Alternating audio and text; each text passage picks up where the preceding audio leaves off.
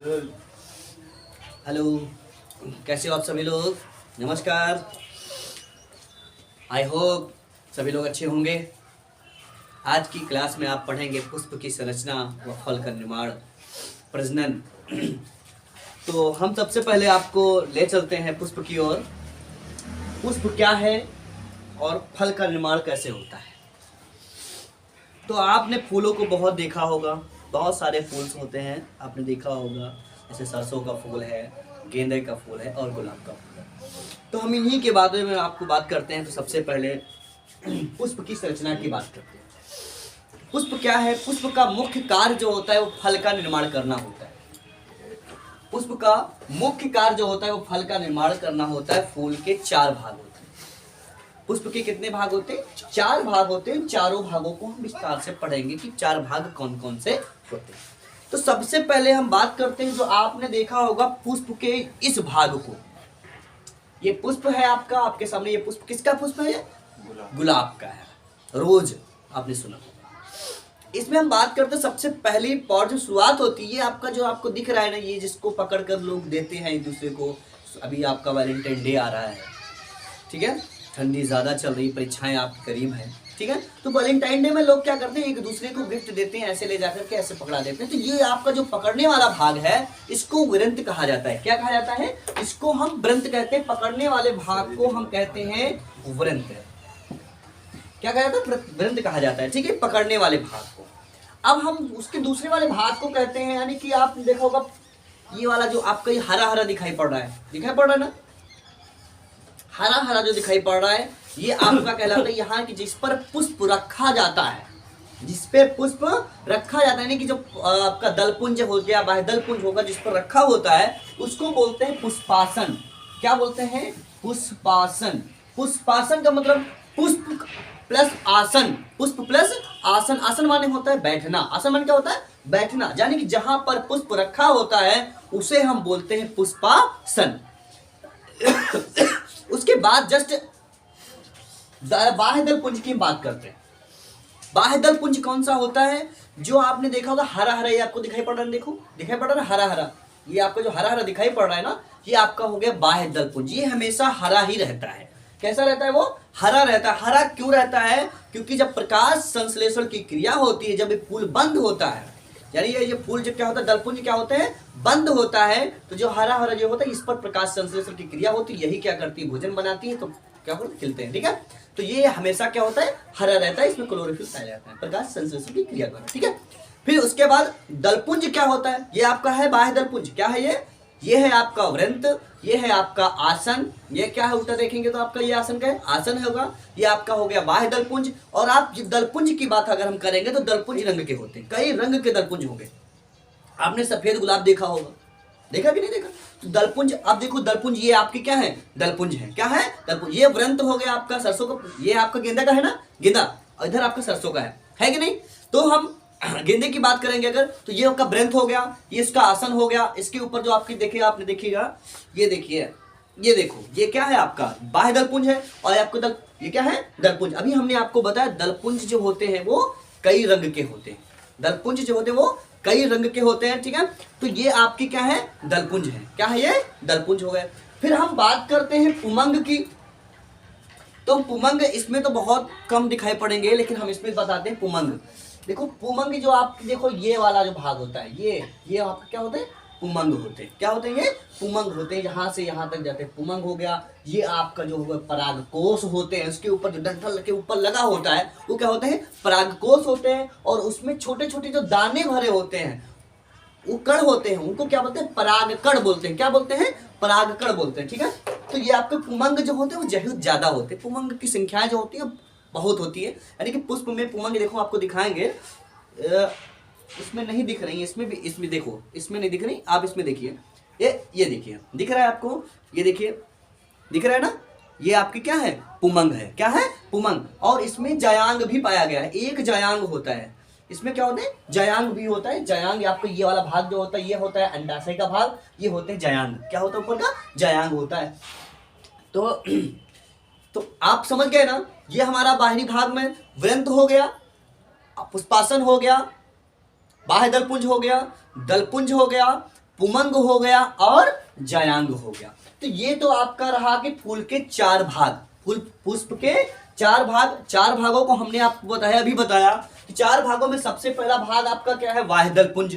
तो बाह्यदल पुंज से पहले हम जानते हैं वृंत होता है, जिसे डंठल के रूप में जानते हैं, इसको क्या कहते हैं, वृंत कहते हैं। जिस पर पुष्प विराजमान होता है उसको पुष्पासन कहते हैं।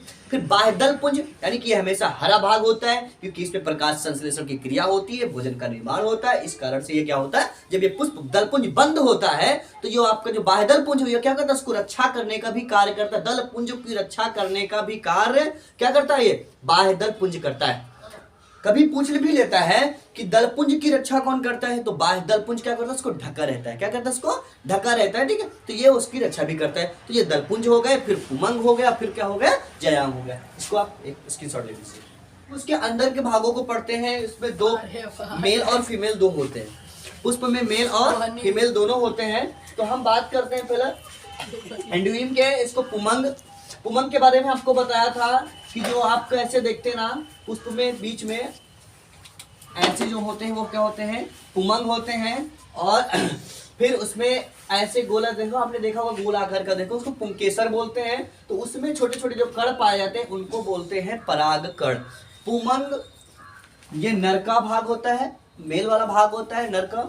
और उसमें परागकोश, ऊपर वाले भाग को परागकोश बोलते हैं। और उसमें जो छोटे छोटे कण पाए जाते हैं उनको बोलते हैं परागकण बोलते हैं, ठीक है। तो पुंकेसर आप देखोगे परागकण जो होते हैं। और इसमें फीमेल वाले भाग में देखो जयांग, जो आपको वो नीचे वाला भाग मैंने बताया था वो जयांग होता है। फिर अंडाशय होता है। फिर उसमें क्या होता है, वर्तिका होगी और वर्तिकाग्र होता है। हमने मेल और फीमेल को अलग अलग करके दिखाया था फोटोज में, आप फोटो में देखे थे।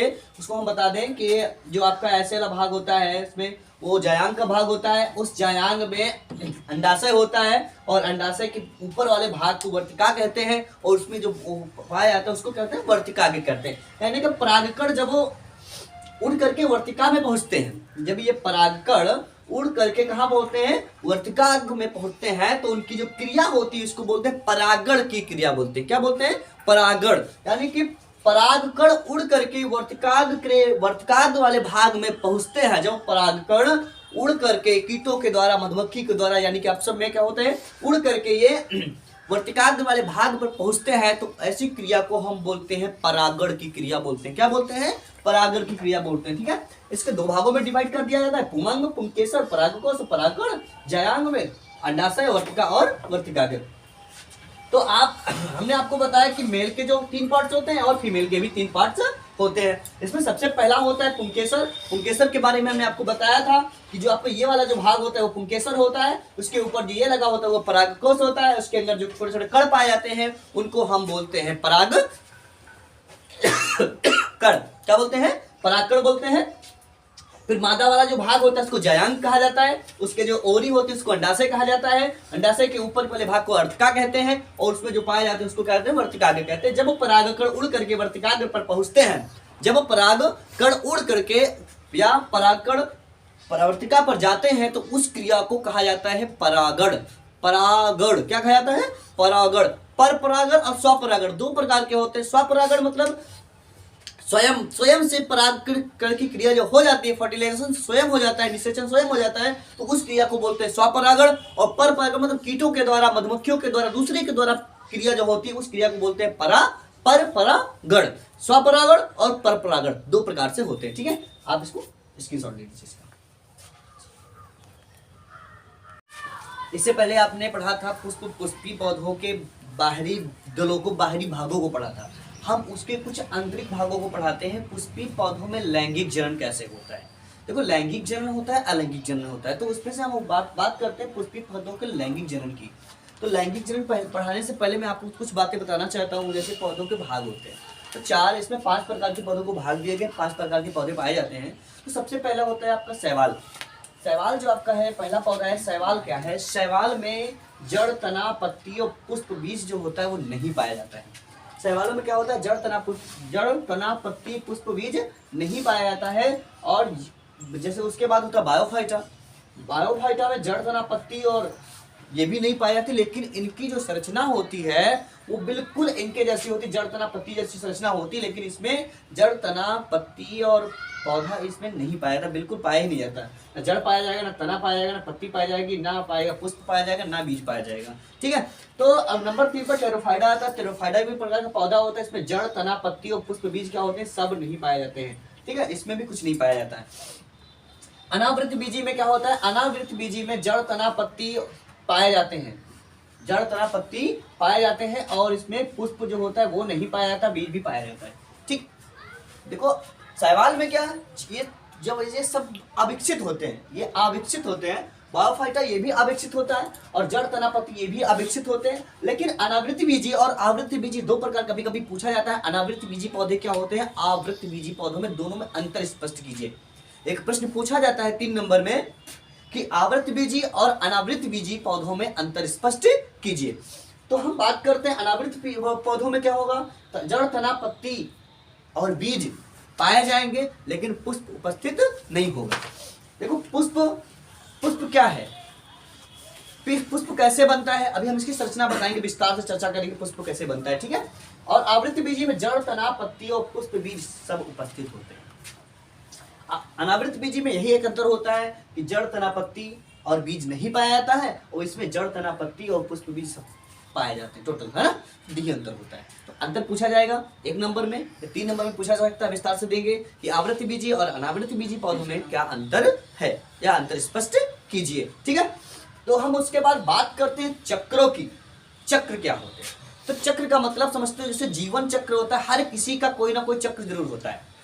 एक चक्र का मतलब होता है जैसे रात्रि के 12 बजे हैं, फिर रात्रि के 12 बज जाएं, तो वो एक चक्र पूरा हो गया आपका, 24 घंटे का एक चक्र पूरा हो जाता है। उसी प्रकार से चक्र क्या होता है, जन्म से लेकर मृत्यु तक, जन्म से लेकर, जैसे बच्चा जन्म लेता है, जन्म लेने के पश्चात मरने तक होने वाली समस्त क्रियाओं को हम चक्र कहते हैं, जीवन चक्र कहते हैं। इन बच्चे का चले लीजिए, चाहे मनुष्य जो भी हो, वैसे पशु पंछियों में जीव चक्र होता है, कार्बन चक्र होता है, नाइट्रोजन चक्र होता है। ठीक है, कई प्रकार के चक्र होते हैं। चक्र क्या है, 24 घंटे का चक्र एक हमारा समय का चक्र हो गया। ठीक है, जीवन का चक्र क्या है, जीवन चक्र किसे कहते हैं, तो जो जन्म से लेकर मृत्यु तक होने वाली समस्त क्रियाओं के चक्र को क्या कहते हैं, जीवन चक्र कहते हैं। तो हम बात करते हैं इसके 4 चक्र होते हैं, 4 चरण होते हैं।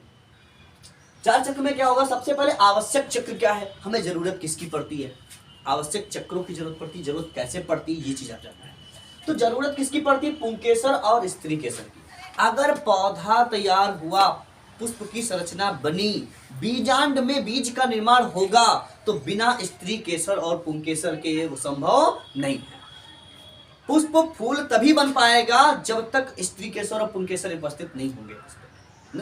दूसरा पौधा अगर हमको तैयार करना है, अगर हमें दूसरा पौधा तैयार करना है, तो बिना पुंकेसर स्त्री केसर के दूसरा पौधा तैयार नहीं हो सकता। जैसे मेल और फीमेल के बिना शिशु का जन्म नहीं हो सकता, मेल और फीमेल के बिना शिशु का जन्म नहीं हो सकता, उसी प्रकार से स्त्री केसर और पुंकेसर के बिना नया पौधा तैयार नहीं हो सकता। तो ये जरूरी है, आवश्यक है हमारे लिए पुंकेसर और स्त्री केसर। सहायक दलों की अगर हम बात करेंगे, तो सहायक दल में हमने कल आपको पढ़ाया था, याद करें हमने कल क्या पढ़ाया था आपको, सबसे पहले आपको बताया था कि जो पुष्प के निचला वाला भाग होता है जिसको लोग पकड़ते हैं, उसको कहते हैं क्या, या वृंत कह सकते हैं, उसको वृंत मान सकते हैं, वृंत होता है। ठीक है, फिर उसके बाद नीचे वाला जो हमने बताया, जहां पर पुष्प रखा होता है, जहां पर पुष्प रखा होता है उसको पुष्पासन कहते हैं। क्या कहते हैं, पुष्पासन कहते हैं। उसके बाद जो हरे हरे होते हैं, आपने देखा होगा पुष्प के बाद हरे हरे होते हैं, छोटे छोटे जो दल होते हैं ना, दल के अंदर बाहर उसकी रक्षा करते हैं। दलों की जो अंदर दल होते हैं ना, उसकी रक्षा कौन करता है, बाह्य दल करते हैं। कौन करता है, बाह्य दल। तो बाह्य दल हरे रंग के होते हैं। ये हरे रंग के क्यों होते हैं, हमने कल बताया। अगली आपकी जो नेक्स्ट आपकी पढ़ाया था क्लास में, उसमें हमने आपको बताया था कि जो बाह्य दल होते हैं हरे रंग के क्यों होते हैं। तो हरे रंग के इसलिए होते हैं क्योंकि प्रकाश संश्लेषण की क्रिया होती है उसमें, वो भोजन का निर्माण उसमें होता है बाह्य दल में, इसलिए वो हरे होते हैं, हमेशा हरे होते हैं। लेकिन उसका जो दल वाला भाग होता है वो रंगीन भाग होता है। पौधे का कौन सा भाग रंगीन होता है, तो दल वाला जो भाग होता है वो रंगीन होता है। प्रश्न पूछा जाता है कि सबसे ज्यादा आकर्षण का केंद्र भौरों के लिए, कीटों के लिए पौधे का कौन सा भाग होता है, पुष्प का कौन सा ऐसा भाग है जो आकर्षित करता है। प्रश्न पूछते हैं कि पौधे का ऐसा कौन सा भाग है जो आकर्षित करते हैं, तो वो होता है दल। क्या होता है? दल पुंज जो होता है वो क्या करता है? पौधे को एक आकर्षण प्रदान करता है, रंगीन भाग होता है। पौधे का रंगीन भाग कौन होता है? दल पुंज होते हैं। जो ये वाले दल, ये दल है आपका, ये बाह्य दल है जो आपका हरे नीले दिखा रहा है, नहीं ये आपका कौन सा बाह्य दल हो गए, ये आपका जो बना हुआ ये दल हो गए। तो दल क्या करते हैं? दलों में सुरक्षित होता है पुंकेसर और स्त्री केसर। दलों के बीच में पाया जाता है पुंकेसर, और ये आपको जो आप निकली है ना, ये आपके पुंकेसर हो गए। पुंकेसर में इस जो लंबी लंबी छड़ दिखाई पड़ रही है ना, इस छड़ को हम बोल सकते हैं पुतंतु। क्या बोलते हैं? पुतंतु बोलते हैं। और उसके बाद जो आप ये देख रहे होंगे, ये ऐसी संरचना, गोल वाली संरचना देख रहे हैं ना, ये गोल वाली संरचना क्या हो गई है? आपका परागकोश हो गया। क्या हो गया? परागकोश। हमने कल बात किया था, इसमें बताया था परागकोश। तो परागकोश, ये वाली संरचना परागकोश हो गई, लेकिन इसके अंदर छोटे छोटे कण पाए जाते हैं, उन कणों को बोलते हैं परागकण। क्या बोलते हैं? परागकण बोलते हैं। ठीक है, तो ये वाला जो आप भाग देख लीजिए, जायांग का भाग हो गया। ये अंडाशय वाला नीचे वाला भाग जो आपको दिखाई पड़ रही है, अंडाशय का है। ठीक है, इसमें अंडाशय में बीजांड पाया जाता है, बीजांड में बीज का निर्माण होता है। ठीक है, तो ये जायांग वाला भाग हो, ये आपको देख रहे वर्तिका हो गई, और इसके ऊपर वर्तिकाग्र हो गया। ठीक है, अब इसमें एक प्रश्न पुटअप होता है, पूछा जाता है प्रश्न कि प्रश्न ये पूछा जाता है कि परागकण उड़ करके मादा के किस भाग पर गिरते हैं। तो जो परागकण होते हैं, परागकण परागकोश से निकल करके वो मादा के वर्तिकाग्र वाले भाग पर गिरते हैं। वर्तिकाग्र से होते हुए ज्यादातर अंडाशय में, फिर जायांग बीजांड, उसमें बीज का निर्माण होता है। ठीक है, अब हम बात करेंगे अगर तो ये हो गए। अब वाह दल के, आपको पता है कि दल एक नहीं होते, दल एक नहीं होते, कई दल होते, कई बाह्य दल होते हैं। तो दलों के समूहों को क्या कहेंगे? बाह्य दल। बाह्य दलों के समूहों को क्या कहा जाएगा? प्रश्न पूछा जाता है कि बाह्य दल के समूह को क्या कहते हैं? तो बाह्य दल के समूह को बोलते हैं बाह्य दल पुंज। क्या बोलते हैं? बाह्य दल पुंज। ठीक, क्या बोला जाता है? बाह्य दल पुंज बोला जाता है। और दलों के समूह को क्या बोला जाता है? दल पुंज बोला जाता है। क्या बोला जाता है? दलपुंज बोला जाता है। और पुंकेसरों के समूह को क्या कहते हैं? ये भी प्रश्न पूछा जाता है कि पुंकेसर के समूह को क्या कहते हैं। तो देखो, एक आपको इधर पुंकेसर दिखाई रहा है, इधर दिखाई पड़ रहा है ना, कई पुंकेसर होंगे उसमें, एक पुष्प में कई पुंकेसर होते हैं। तो उस पुंकेसरों के समूह को क्या बोलते हैं? इसको बोलते हैं पुमंग। क्या बोलेंगे? पुमंग बोलेंगे। हम इसकी अब बात करते हैं किस प्रकार से पुष्प का निर्माण होता है। बिना पुष्प के, जैसे पौधा है तैयार हो गया आपका, ठीक है, पौधा आपका क्या हो गया? तैयार हो गया, इसकी संरचना हो गई। लेकिन पुष्प बड़ा जब हुआ तो पुष्प से क्या बनता है? कली खिलती है तो पुष्प बनती है, और पुष्प में क्या होता है? बीजांड होते हैं, तो वही तो फल का रूप लेते हैं, नहीं लेते हैं? फल का रूप। फल कैसे बनता है ये हम आपको बताएंगे। तो हम बात करते हैं, इसमें दो प्रकार के होते हैं परागण। अभी हमने आपको बताया था कि परागकोश से परागकण निकल करके वर्तिका, मादा के वर्तिका वाले भाग पर, वर्तिकाग्र वाले भाग पर पहुंचते हैं। तो ये क्रिया कहलाती है परागण की क्रिया। कौन सी क्रिया कहलाती है? परागण। क्या कहलाएगी? परागण कहलाएगी। ठीक है, इसको तब तक स्क्रीनशॉट लीजिए, आगे हम आपको बता रहे हैं।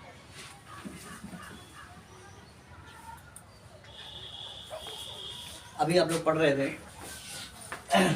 इसके बारे में, हम आपको पढ़ा रहे हैं थोड़ा सा किस प्रकार से भ्रूण का निर्माण होता है, युग्मक, युग्मनज और जायगोट किससे बनते हैं।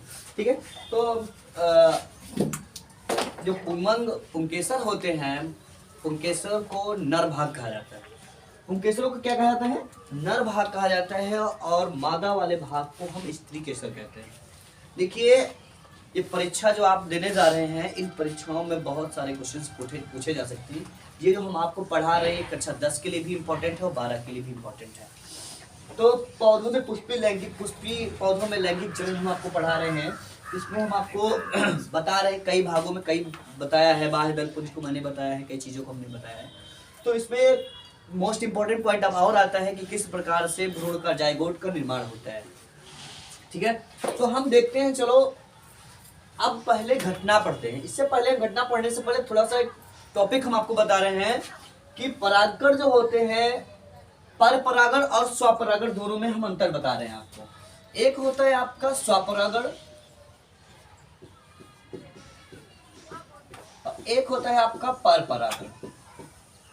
ठीक है, इन दोनों में डिफरेंट हम बता रहे हैं, भिन्नता क्या क्या होती है, इन दोनों में अंतर क्या होता है। ठीक है, तो सबसे पहले हम बात करते हैं स्वपरागण की। स्वपरागण क्या है? स्व माने होता है अपना, स्व माने क्या होता है? अपना। एक ही पौधा है, एक ही पौधे में मेल और फीमेल दोनों पाए जाते हैं, स्त्री केसर भी पाया जाता है और पुंकेसर भी पाए जाते हैं। ठीक है, तो हम स्वपरागण की बात करेंगे। स्वपरागण में स्वपरागण वाले जो भाग होते हैं, इसमें एक पार्ट्स है, उसमें स्त्री केसर और पुंकेसर दोनों पाए जाते हैं। स्त्री केसर और पुंकेसर जब एक ही पौधे में, ध्यान दीजिएगा इस पॉइंट को, बहुत ही इंपॉर्टेंट पॉइंट है कि एक पौधा है आपका, इसी पौधे में स्त्री केसर और पुंकेसर दोनों पाए जाएंगे, तो क्या होता है, आपने देखा होगा जब पौधा हिलता है, पौधा क्या करता है जब हिलता है, तो पुंकेसर के परागकोश में उपस्थित, पुंकेसर के परागकोश में उपस्थित परागकण स्त्री केसर के जायांग के वर्तिकाग्र वाले भाग पर वो परागकण क्या होते हैं? पहुंच जाते हैं। क्या होते हैं? पहुंच जाते हैं। तो वो क्रिया कहलाती है आपकी स्वपरागण की क्रिया। क्या कहलाती? स्वपरागण की क्रिया, अपने आप। और फिर पर परागण क्या होता है? यदि दो पौधे हैं, एक मेल है, एक क्या है? फीमेल है। ये आपका मान लीजिए नर पौधा है, ये आपका कौन सा पौधा है? मादा पौधा है। ठीक है, डबल पौधे ये कई प्रकार से होता है, कीटों के द्वारा भी होता है, जलीय द्वारा भी होता है और हवा के माध्यम से भी होता है। तो हम बात करते हैं हवा के माध्यम से कैसे होता है। आपने देखा होगा कि जब हवा चलती है तो इसके परागकण उड़ करके उसके वर्तिकाग्र पर पहुंच जाते हैं, तो वो क्रिया हो गई पर हवा के माध्यम से हो गई। कीटों के माध्यम से कैसे होती है? आपने देखा होगा, हमने अभी एक क्वेश्चन पूछा था आपके कि जो रंगीन वाला जो भाग होता है वो आकर्षण का केंद्र होता है। होता है कि नहीं होता? बताया नहीं बताया था आपको कि जो रंगीन वाला भाग होता है किसका केंद्र है? आकर्षण का केंद्र। किसका? आकर्षण का। तो भौरा जो होता है, भौरा क्या देख करके, क्या पता करके वो आता है पौधे के ऊपर बैठता है? कैसे? देखो, आपने देखा होगा बहुत ही खूबसूरत चीज जो होती है, बहुत ही खूबसूरत, जैसे कोई लड़की है, उस लड़की का चेहरा जो होता है बहुत खूबसूरत होता है, तो लड़के क्या करते हैं? देख करके मोहित हो जाते हैं, यार कितनी अच्छी जा रही है, मोहित हो जाते हैं। उसी प्रकार से पौधा होता है, पौधे के जो बाहर अंदर के जो दल होते हैं, दलपुंज जो होते हैं, वो बहुत ही आकर्षण होते, रंगीन होते हैं। वो भौरा जब उनको देखता है तो आकर्षित हो जाता है, आकर के उस पर बैठ जाता है। जब उस पर वो बैठता है तो नर वाले भाग के परागकोश के जो परागकण होते हैं उसके पैरों में क्या होते हैं? चिपक जाते हैं, उसके पैरों में चिपक जाते हैं। वही भौरा उड़ करके मादा वाले पौधे पर, दूसरे पौधे पर पहुंचता है। जो दूसरे पौधे पर पहुंचता है तो उसके परागकण मादा के जयांग की जो वर्तिकाग्र होता है उस पर परागकण क्या होते हैं? गिर जाते हैं। जब परागकण गिर जाते हैं तो वो क्रिया आपकी कहलाती है पर परागण। क्या कहलाती है? पर परागण कहलाती है। सही समझा? स्वपरागण की क्रिया और पर परागण की क्रिया। स्वपरागण में मैंने अभी बताया कि एक ही पौधे पर नर और मादा दोनों, मेल और फीमेल, स्त्री केसर और पुंकेसर पाए जाते हैं। पुंकेसर के परागकोश में उपस्थित परागकण जो होते हैं स्त्री केसर के जायांग के वर्तिकाग्र वाले भाग पर परागकण पहुंच जाते हैं। वो क्रिया कहलाती है आपकी स्वपरागण। क्या कहलाती है? स्वपरागण। पर परागण क्या है? हमने बोला दो पौधे, कितने पौधे? दो पौधे, मेल एंड फीमेल, स्त्री केसर पुंकेसर। क्या होते हैं? वो पौधे जब भौरा जो होता है उस पौधे पर जाता है, उसके परागकण उसके चिपक जाते हैं और चिपकने के बाद वही परागकण वो भौरा उड़ करके दूसरे पौधे पर पहुंचता है और पौधे पर परागकण क्या होते हैं? गिर जाते हैं। तो वो क्रिया कहलाती है पर परागण। क्या कहलाती है? पर परागण कहलाती है। तो हम अवस्थाओं की बात करते हैं तो अवस्था में 3 अवस्थाएं होती हैं। पुष्पों में 3 अवस्था, 3 चरणों में फर्टिलाइजेशन होता है। तो हम सबसे पहले पढ़ेंगे निषेचन के पहले की घटना। निषेचन के पहले की घटना, युग्मक जनन। और यही नर युग्मक उड़ करके, यानी कि नर युग्मक क्या होता है? चला जाता है वर्तिकाग्र तक। तो ये क्रिया कहलाती है युग्मक स्थानांतरण। क्या कहलाती है? स्थानांतरण का मतलब एक स्थान से दूसरे स्थान पर जाना क्या कहलाता है? स्थानांतरण कहलाता है, ट्रांसफॉर्मेशन कहलाता है। ठीक है, समझ आ रहा है ना? सभी लोग समझ रहे हो ना इस पीछे को? परागकण जो होते हैं उड़ करके वर्तिकाग्र तक पहुंचना, इन दोनों के बीच की जो क्रियाएं होती है उसको बोलते हैं हम स्थानांतरण, युग्मक स्थानांतरण। युग्मक का निर्माण कहाँ होता है? परागकोश के अंदर, परागकण में किसका निर्माण होता है? युग्मक। तो निषेचन की पहले की घटना क्या हुई, युग्मक जनन हुआ और युग्मक उड़ करके वर्तिकाग्र तक पहुंच गए, तो क्या हो गया, युग्मक स्थानांतरण हो गया। क्या हो गया, युग्मक स्थानांतरण हो गया। अब हम बात करते हैं निषेचन की, फर्टिलाइजेशन की बात करते हैं, ठीक है। निषेचन की बात करेंगे। निषेचन की पूर्व की घटना हमने आपको बताई, युग्मक जनन और युग्मक स्थानांतरण, यानी कि युग्मक एक स्थान से दूसरे स्थान पर जाते हैं तो उनका क्या हो जाता है, स्थानांतरण उसे कहते हैं। एक स्थान से दूसरे स्थान पर जाना क्या कहलाता है, स्थानांतरण कहलाता है। युग्मक जाती तो युग्मक स्थानांतरण हो जाएगा। अब हम बात करते हैं निषेचन की, फर्टिलाइजेशन क्या होता है। देखो, नर युग्मक और मादा युग्मक के मिलन को, जब नर युग्मक और मादा युग्मक दोनों मिलते हैं आपस में, तो उनके बीच में होने वाली क्रियाओं को हम निषेचन कहते हैं। क्या कहते हैं, निषेचन कहते हैं, फर्टिलाइजेशन कहते हैं। जब नर युग्मक क्या होते हैं, मादा के वर्तिकाग्र पर पहुंचते हैं, वर्तिकाग्र पर पहुंचते हैं, तो इन दोनों के बीच में जो संलयन होता है, मिलान होता है, उसी को बोलते हैं नर युग्मक और मादा युग्मक का संलयन, और इसी क्रिया को हम निषेचन कहते हैं। नर, मेल एंड फीमेल रिप्रोडक्शन, मादा और नर का क्या होता है, जनन होता है, यानी कि निषेचन होता है। तो नर युग्मक तथा मादा युग्मक का संलयन ही निषेचन कहलाता है। क्या कहलाता है, निषेचन। प्रश्न पूछा जाता है, निषेचन किसे कहते हैं, पुष्पों में निषेचन किसे कहते हैं, तो क्या बताओगे आप, सीधा आपका जवाब होगा कि नर युग्मक तथा मादा युग्मक के मिलन को, उनके संलयन को हम निषेचन कहते हैं। उनके बीच की होने वाली क्रियाओं को हम निषेचन कहते हैं, ठीक है।